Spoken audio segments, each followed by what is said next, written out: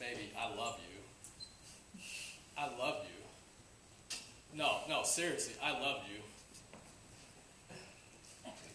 I am so sorry. You didn't realize I am loving this trophy that I won on March 1st, 2014 in the Area 42 evaluation contest. You know, the one in which I stood tall and above the competition over the blood and sands of the arena, which was the Berea Public Library. And you might be wondering to yourself, how can I get a cool looking trophy like that? Or how can I get a star like this? Well, as your ductory, as your area governor, as your game manager, and as your Toastmaster and speaker for this evening, I am here to persuade and inspire you how to become a god of the arena. But my first question to everybody is, how many of you guys are participating in your club contest? Raise your hand. I have one message for you guys. Gladiators, I salute you. For those of you who aren't participating in your club contest, I was once like you guys. I was nervous and afraid, and I have a quick testimony. 4 years ago, I entered in my first contest. It was a table topic speaker, and instead of getting one of these first place awards, I got one of these second place awards. From that time on, I lost every desire to compete. And you know what happened to the guy who beat me? He dominated the Area 40 contest, and he eventually placed in the Area 40 for the Western Division contest. While I wandered along and realized my first lesson becoming a god of the arena, you can't win unless you learn how to lose. And from there, I gained lots of experience learning how to lose. Since I didn't compete, I watched others in my club get pushed to participate in a contest they had no desire to. I watched Gail Roth Deason enter contest in the contest because nobody else would compete, and watch her get honorable mentions, third place, didn't qualify, all because the best speaker refused to compete in the contest. And then I realized that I needed to compete if I was to become a god of the arena. Therefore, I got off my butt, got motivated, and stepped into that arena with my baseball bat and my glove. Now you might wonder, why did I step in with that baseball bat and glove? Because the theme is baseball. You can't enter in a baseball field with a shield and a sword. They will throw you out the park and put you in an insane asylum. So therefore, I got up to the mound.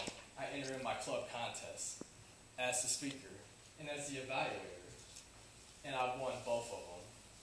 And it was there that I realized that I could win with all the lessons that I learned.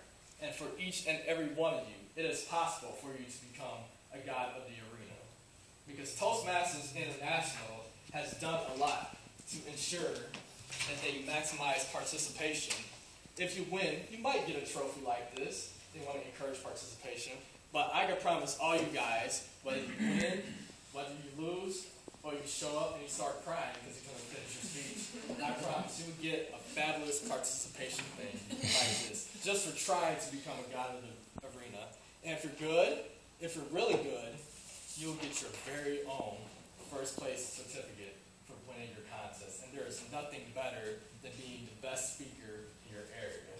And for those of you who are really elite, you get to listen and say, the winner of the Western Division contest is not Robert Reid, and get stuck with the stupid second place certificate and realizing that you can't win unless you learn how to lose. And that quote was done by the great Kareem Abdul-Jabbar. But therefore, as Tommy Lasorda once said, there are 3 types of baseball players. There are those who can make it happen, there are those who watch it happen, and there are those who wonder what could happen. So I'm asking each and every one of you, which baseball player are you? Are you the one who wants to make it happen, who wants to become that god of the arena, stand above those corpses with your foot raised like this, with the trophy as your sword, and have bragging rights for the year? Or do you want to watch it happen and serve in a role to timer, a ballot counter, or cheerleader? Or are you one of those who are going to sit there and wonder what happens? Because if you're one of those that's going to sit there and watch and wonder what will happen, tell you this is what you'll miss. For participating in your club contest, the winner gets comedy show tickets. This is not a comedy show, but I'm improvising.